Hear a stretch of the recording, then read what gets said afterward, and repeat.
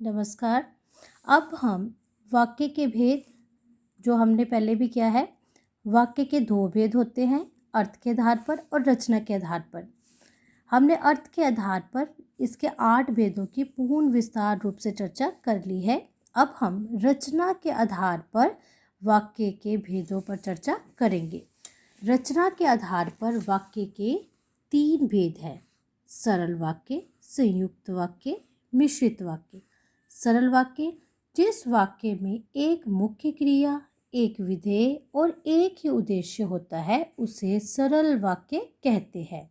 जैसे माँ फल लेने बाजार गई है, कल हमारी छुट्टी है। इसमें क्या है, एक उद्देश्य है और एक विधेय है। तो इसमें एक मुख्य क्रिया है, बाजार गई है। तो इस प्रकार से ये क्या है, एक सरल वाक्य है। आगे देखेंगे संयुक्त वाक्य: जिस वाक्य में दो या दो से अधिक स्वतंत्र उपवाक्य, योजक या समुच्चय बोधक अवयव द्वारा जुड़े हों उसे संयुक्त वाक्य कहते हैं। योजक शब्द कौन कौन से होते हैं? और, तथा, किंतु, परंतु, यद्यपि।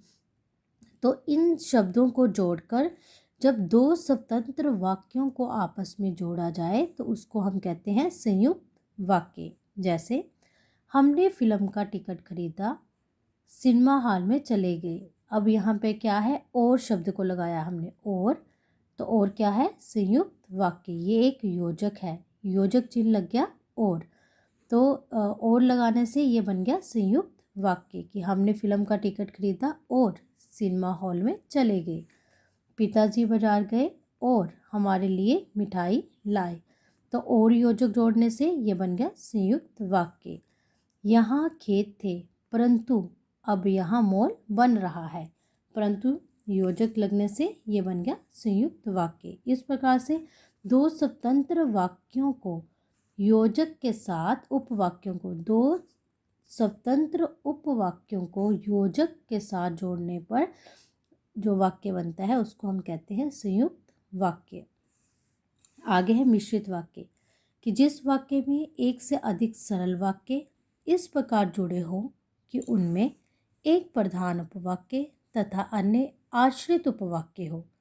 कि एक उसमें प्रधान उपवाक्य होता है और दूसरे जो है वो उस पर आश्रित यानी डिपेंड होना, आश्रित उपवाक्य हो, उससे मिश्रित वाक्य कहते हैं। उदाहरण: जैसे ही हवन समाप्त हुआ वैसे ही प्रसाद बांटा गया। जैसे ही, तो हवन समाप्त हुआ क्या है, प्रधान उपवाक्य, और इस पे आश्रित है प्रसाद बांटा गया। तो जो मिश्रित वाक्य हैं उसमें जैसे, वैसे, जो, सो, यदि, तो ऐसे शब्दों का प्रयोग होता है। मैं जैसे ही घर पहुंचा वर्षा शुरू हो गई। सभी जानते हैं कि पृथ्वी सूर्य के चारों ओर घूमती है। यदि वह परिश्रमी है तो ईमानदार भी है। तो इस प्रकार से एक प्रधान उपवाक्य और अन्य आश्रित उपवाक्य हों तो उसे हम मिश्रित वाक्य कहते हैं। और अगर हम इसको आसानी से याद करें एक सरल ढंग से तो हम कह सकते हैं कि जिसमें जो, सो, जैसे, वैसे, जब, तब, यदि, तो ऐसे शब्दों का अगर प्रयोग किया जाए तो वो होते हैं मिश्रित वाक्य। अब रचना की दृष्टि से वाक्य में परिवर्तन कि अगर हमको कहा जाता है कि सरल वाक्य से मिश्रित वाक्य में वाक्य को परिवर्तित करें। जैसे धनी व्यक्ति सब कुछ खरीद सकता है जो धनी है। तो हमने क्या शब्द लगाया, जो धनी है वह सब कुछ खरीद सकता है।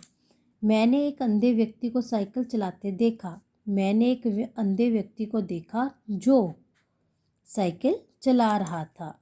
छुट्टियों में हम मैसूर जाएंगे। जब छुट्टियां होंगी तो हम मैसूर जाएंगे। जब छुट्टियां होंगी तो हम मैसूर जाएंगे। मनीष पुस्तकें खरीदने बाजार गया। मनीष बाजार गया क्योंकि उसे पुस्तकें खरीदनी थी। तो ये था हमारा सरल से मिश्रित वाक्य। अब देखो सरल से संयुक्त वाक्य में किस प्रकार से हम परिवर्तित करते हैं। मनीष पुस्तकें खरीदने बाजार गया। मनीष बाजार गया और उसने पुस्तकें खरीदी। सूर्योदय होते ही चारों ओर उजाला फैल गया। सूर्य उदय हुआ और चारों ओर उजाला फैल गया। कामिनी के हाथ से गिलास गिरकर टूट गया। कामिनी के हाथ से गिलास गिरा और टूट गया। मेरे बुलाने पर भी वह नहीं आई। मैंने उसे बुलाया पर वह नहीं आई। इसी प्रकार अब संयुक्त वाक्य से सरल में मैं ऑफिस से आई और काम करने लगी। अब इसमें हमने योजक जो है ओ इसको हटाना है, तभी ये सरल वाक्य बनेगा। माँ ऑफिस से आते ही काम करने लगी।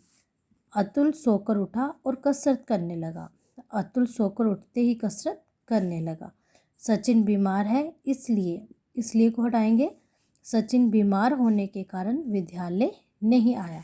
तो इस प्रकार जो मिश्रित वाक्य से सरल में परिवर्तित करना, मिश्रित वाक्य से संयुक्त में परिवर्तित करना या संयुक्त वाक्य से सरल में परिवर्तित करना, तो ऐसे जो प्रश्न जो है आपको परीक्षाओं में पूछे जाते हैं।